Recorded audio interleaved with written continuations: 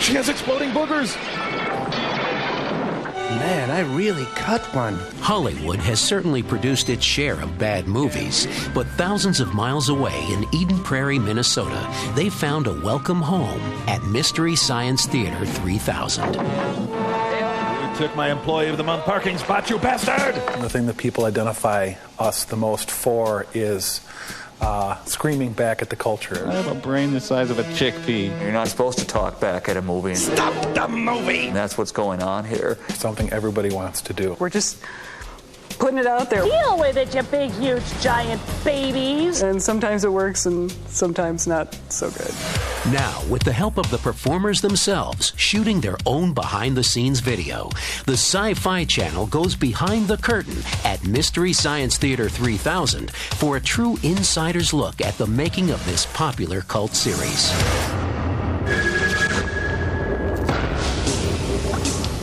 What's this then? Hey, look at that. We're appearing as Crispix. Well, hello, you handsome devil.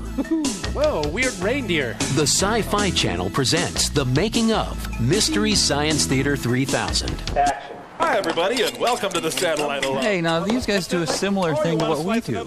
Hey, why, there's Mel Gibson. Can I just get a piece of that shrimp before you turn it into shrimp pudding? Was that an Oak Ridge boy? Careful! Stop cutting already. I'm woozy from hunger, Mike. There's about a 1 in 4 chance we're going to come out of this alive. Mike is trapped up in space with his 2 robot companions, forced by this evil scientist's mother who used to torment us, and now she's making us watch these movies because her son told her to before she killed her son. And, well, it gets confusing. Anyway, we're up in space watching bad movies. Her van is rigged where she can just press a button and show the movie. I don't think she has a long-term plan. I think she just wants to be antagonizing. I will dog you to the end of the universe. That's where she draws her life force. I'm sending you the worst movie I know. It's called Riding with Death, and it sucks on toes. Hang on, Bobo. Hang on. I'm not real clear on the logistics of it, but Pearl can do it. Mark my words. Whoa, hey, it's cool. Almost hit you when I swear, but it's mellow. It's really tough for us to get good movies, the right kind of good movies. Alrighty, I'm coming up on your mud flaps at 67. Coming up on your mud flaps. People have such cute names for sex. Good movies are bad movies that have good sound. My rigid grill structure is bearing down on your unprotected cargo door. But we love them when we get them because they really are the best of the worst. It all started in 1988 when Jim Mallon and Kevin Murphy hired Joel Hodgson to turn one of his hilarious sketch ideas into a television show. Thanks, Mo. Thanks for having us. Oh, what a movie. Not like they say on Wayne's World. It needed a name. I think they kind of just looked at each other and combined the words Mystery Science Theater. First they thought 2,000, but 3,000 just seemed like 1,000 more. Oh, my ribs. Come in, Joel, my little space guy. Mystery Science Theater began airing in the fall of 1989. In the middle of the 5th season, Joel left the show. Okay, thanks. Bye-bye. The unenviable task of replacing him went to Mike Nelson. What's the name on that? Nelson, Mike Nelson? Belson? No, Nelson. Belson, right? No, Nelson. Nelson. Relson? Mike Nelson, the man himself, the man behind the character. I had been making broccoli balls at TGI Fridays and thought, oh, you know, this isn't as fulfilling as I thought it would be, so I'll try this out. I think he's incredibly smart, incredibly funny. He's a wonderful head writer. They made a better offer here. Okay. He has a vision that I could only aspire to. But it was surprising sort of in this venue to see actual people write letters saying, you know, your face is misshapen. It's like, what? No, it's not, is it? The best way to describe Mike is he's got a real big face. It's a big, meaty sort of roast of a face, you know, a rolled roast, sort of a baron of beef of a face on Mike.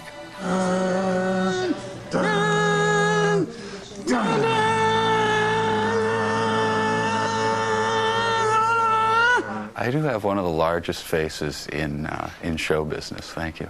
Don't bite the puppets. What are you doing? I became a mummified. I'm the one who's talking. Mike me. I think Kevin is the little kid of the show. Good God! We try not to make any comments that we can't back up with actual knowledge. Morons, all of you! He's got an hilariously twisted mind. I think our sense of humor is motivated by some good educations that have subsequently been wasted on popular culture. Ah, you're just jealous, Nelson. I have a fine butt. You wish you had my butt. I like my butt. I like your butt. He's a big shaved bear, basically. When writer-puppeteer Trace Ballou departed the show at the end of the 7th season, I haven't gotten all the bugs worked out of it yet. Thought I'd try it out on you. writer Bill Corbett stepped into the puppeteer's pit and brought the wisecracking crow back to life. It's weird to watch a man grow into being a puppeteer. That's a disturbing thing. It taxed my pretty limited manual dexterity. Oh, geez, that's great. Thanks. Now he's trying to slice it. That's nice. Yeah, he's trying to slice my hand up. Good. No, that's fine, Mike. You cut my hand up and serve it to me. But he's fit right in. He's actually from being a totally inept puppeteer before he started to now he's able to handle manipulating all the arms and everything. And he's also a distinguished playwright, which he lords over us all the time. Ready for my close-up now? Your reports of my death were greatly exaggerated. And the changes continued. Writer-actress Mary Jo Pehl took over as Mike Nelson's new nemesis, Pearl Forrester. And I am going to box your ears if you don't help us get off this planet! Mary Jo Pehl is a very smart and witty writer. She adds so much to the show. It's wonderful to have a female character of such strength and craziness on the show. She plays Psycho really well. Hey, I'm laughing here.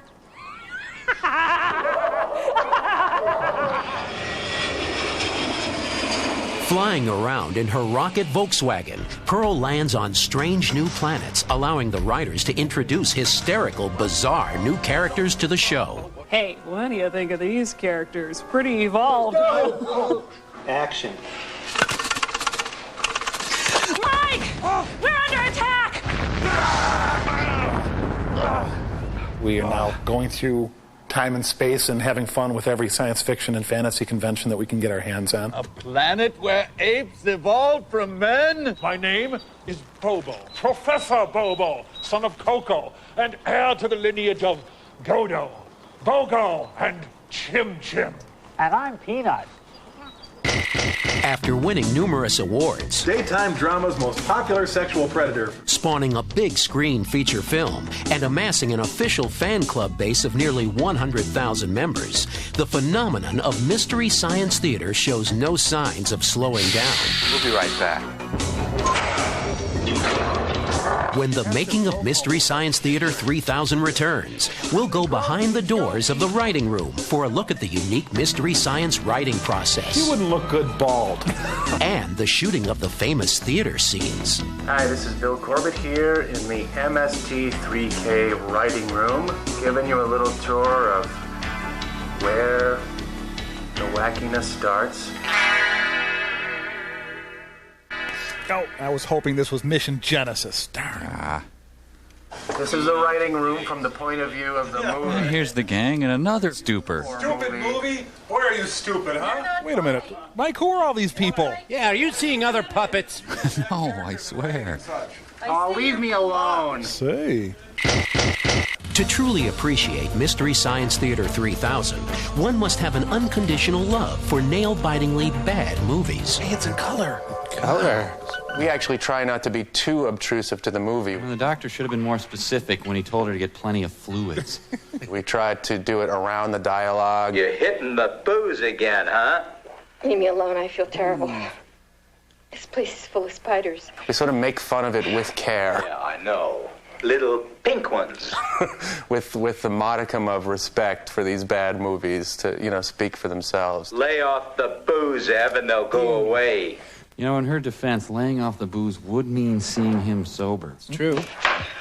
I try to get these movies out of my mind as quickly as I can after we've watched them. I feel as empty as I did watching it in the theater. While the general public normally refuses to sit through even one showing of movies this bad, Base and devoid of virtue. the Mystery Science Theater gang must endure countless screenings. I think the biggest compliment that we can get for the movie part of what we do is when people say to us, that is improvised, right? You just do it on the spot, you ad lib? We just sit down with it and slog through it, hours and hours watching it and stopping the tape and starting over. And there are these moments. When you're in a race, you have to win. Why? Why? That just have no innate humor in them. I just didn't feel like winning. I'll have to report this. To who? To the Council of Loser Clones. I'll have to report that, too. Well, it's starting to stack up. You're not watching it like you normally would watch a movie, so there's no cohesion. It just is this fragmented movie, so you just obsess on like somebody's lips or their eyebrow. Oh, there, better. Just drives you crazy. We take turns sitting at a computer terminal, typing almost everything we say down according to the time code. And here you can see the actual lines that we are currently writing. The only ad-libbing that goes on is when we first go in there and we throw our bile at the screen as we're watching it. Oh! Tiny, squished whinnies parading one after another. We just engage in this sort of group Tourette syndrome. I believe that's supposed to be weenies, if I know us at all. Tourette's, you got me in your spell. Here's the glissando portamento. There's like 800 comments in a script. It's supposed to be glissando and portamento. So it has to be timed out just right. Hobbit, beep, beep, beep, beep, beep, beep, beep. Crappie, beep, beep, beep, beep, beep, beep, beep. If you're doing a scene with a guy in a rubber monster suit and you can see the zipper and there's tennis shoes on him and stuff, I mean, those are real easy. Making each other laugh, that's really our goal. Toilet jokes, I think, mostly. That's what people hone right in on. As soon as I get off the can, I'm going to do something about this. The gang rehearses each bit exhaustively. Kevin, don't do that! Every joke well thought out. Ow, that hurt. To give it that off-the-cuff feel. Finally, the writers are set to perform in Mystery Science Theater's most recognizable and surprisingly simplistic setting. And Richard Carpenter sketches a truck. This here is the movie crow, actually. People don't realize this, but when we do the silhouettes in the movie, we use this spare crow. Real fans will also recognize this black crow as the evil crow from several seasons back, Timmy. The row of theater seats, you'll see it. It's just a big chunk of styrofoam that we put in front of a white wall. It's as high-tech as the thing gets. You know, the Earth thinks it's so great. Yeah, it thinks the whole world revolves around itself. I was just like totally surprised that they just shoot that in front of a little piece of styrofoam, you know, and black the puppets out, and then they use one of the cheesiest, film school techniques, a chroma key. I think everybody should see how that's done just to appreciate how clever these guys are when it comes to pulling off these poor man's special effects or whatever. Is this sort of thing even legal, Mike? The silhouette is childishly simple, but it ends up looking really good. Oh, Stephen Bochco, does this mean we have to see Dennis Franz's hairy butt cheeks? When the making of Mystery Science Theater 3000 returns, we'll take a closer look at what's involved in the production of the elaborate sketches the Mystery Science writers create. Yeah, see, this is the nurse I always get. I just wanted to take a moment to point out this is the stupidest you've ever looked in your life. Oh, you don't know me. You don't know me, pal. The dork resistance, I guess.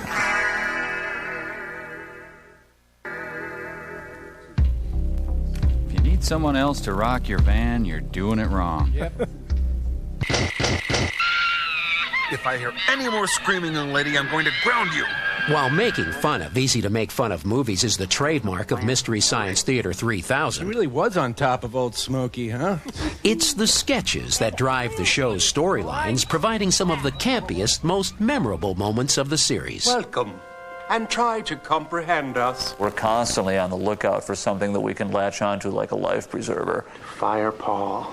If you're dealt a movie with a Southern element, Kill Paul at some point. then boy, you're really going to latch onto the Southerners. Paul grudgingly rehired. I'm a trucker. What happened to your body? Well, I got me a trucker body. Found a foam latex truck driver body maker in the Yellow Pages. I'm the lone eagle of the interstate. The sketches place Mike and the robots into one bizarre world after another. Hello, nanites. Yo. We need our ship fixed, and we need it fixed now. Mike's predicament is still that he is trapped. Well, I'm the only one here today. You got a work order? He is being forced to watch these movies beyond his control. Hey, I don't go to the gym without a work order. I used to make these babies in junior high school out of vinegar and baking soda. Is that too much baking soda, Mike? It's been just a series of misfortunes that have caused me to blow up 3 entire civilizations. Definitely too much baking soda, Mike. The creators have given Mike a slight character flaw. It seems that he destroys every planet he visits on his quest to find Earth. Nobody seems to be able to stop Mike from being the destroyer of worlds. Okay. A few things, Mike. First, well, you blew up another planet, obviously. Yep. What's that, 3 for you now? It's probably true that a baking soda bomb wouldn't actually blow up a planet, but hey, it's a puppet show. While Mike may be the designated destroyer of worlds, the small but versatile Mystery Science Theater staff creates memorable worlds, all on a shoestring budget. Oh, that's good. That's good in the lunch. You just kind of go for as much of a kind of over-the-top look as you can that fits within the character. I have a transvestite clause. Andrea's also one of those people who will comment on every imperfection on your face when she's making you up to sort of It's not true. Kevin loves it. I think it's partly an alter ego for him. He just puts it on and he is, you know, an ape. Now, show as the sun will cross the sky. Each week, art director Patrick Brandsegg and costumer Beth McKeever must race to create numerous offbeat sets, bizarre inventions, and off-the-wall costumes. The set is made up of stuff, found stuff from the Goodwill, from the St. Vincent de Paul, from a lot of dumpster diving. You'll notice a Santa Claus up there, or a kid's potty training chair, or Hungry Hippos, or a couple of different chunks of the Millennium Falcon are up there. My parents' house is a great resource. Mom, do you mind if I take that old thing that's in the garage? It's kind of cool, too, because the directors and the writers give us a lot of leeway and trust us a lot, trust us enough to, take the funny thing that they've created and make it our own. The prop department works overtime, doubling as a robot repair shop to keep the junk heap trio in working order. Here's to the guys and gals who like to fly. Tom his torso is called a money lover's bank. Would you like to fly in my beautiful balloon? His head is obviously a snack dispenser. Take these broken wings and learn to fly me to the moon. Crow obviously is a bowling pin. You can see the bowling pin now. He's got a lacrosse net helmet for his hair, ping pong ball eyes, Tupperware for a torso. Action. Director of photography Jeff Stonehouse has the tough job of transforming the small studio space into whatever strange new world the script calls for. In the old days, we used to just zoom in and zoom back out, and it just kind of got old. We've added something called a jib. It's a great little device that allows me to kind of just swoop in there and get closer into like the Volkswagen spaceship thing and get right up to their faces with a wide-angle lens. We've got somebody back there with a 2x4 rocking this thing to give it animation, and it's about as low-tech as you can get. So, but it still looks fun. I mean, people buy into the mythology of it. In an era when most productions seem bent on achieving seemingly impossible special effects, the crew at Mystery Science Theater seems to relish in the simplicity of it all. I feel a disturbance. The reality is it's a puppet show.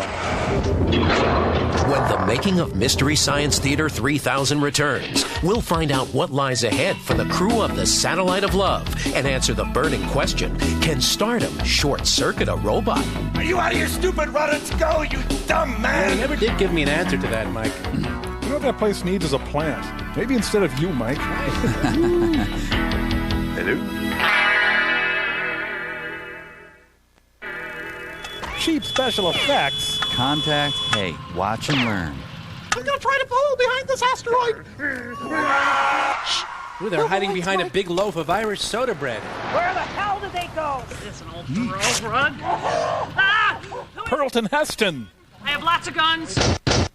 Evil Pearl Forrester may be keeping Mike Nelson and his rascal robots on the run, but it's the show's rabid fans who really keep the Satellite of Love in orbit. The thing that overwhelmed me the most when I first arrived here was the support from the fan base. They are so invested in this show. When something changes or something happens, they will call up. Why did this change? What happened? What are you guys doing? Oh my gosh, look at that. Years of fan mail up there. Yeah, a lot of odd things. You know, we once got a set of teeth, which I thought was a little excessive, just an envelope of bloody molars, please, no more of those. We have our homes here, our families are here.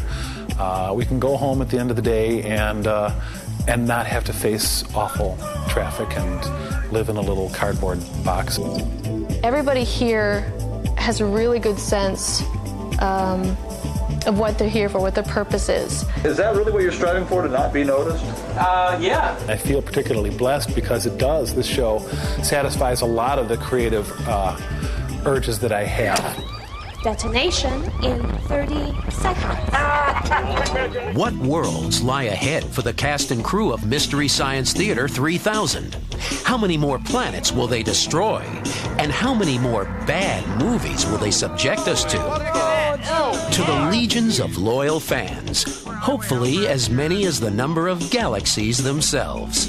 Billions and billions. I think as long as it is interesting and it's genuinely funny, then it has a place, because there are so many bad movies. Each year we get slightly better, like we buy a new light and, hey, we like our new light. And so I want to be in it long enough where, like, computer animated dinosaurs become like $20 a piece. Then we can include those. That's it. That's the adequate one. That's the one that people won't get. We've achieved mediocrity, gentlemen. Please keep sending all those chocolates. I like them. Yum. Coming up next, a band of murderous robots go after the Fall Guy. Well, someone's changed the face of humanity by illuminating how this show was made. Yeah, tuck that away in your Library of Alexandria. Done like you might think, really. I mean, not that anyone was really asking. It's true. Doughy Midwesterners? Yeah. Yep. Pretty much. Yep. Now, which one is the guy who's always hanging off my butt? You got one of those? You know, I've got one too. Yeah, now how do you get rid of those things? I don't know. Talks, I suppose. So, did Fitzcarraldo get the boat over the mountain? You know, I missed that. Did Coppola go insane in the jungle? Oh, yeah, definitely. Oh, yeah. Martin Sheen had a heart attack. I saw that.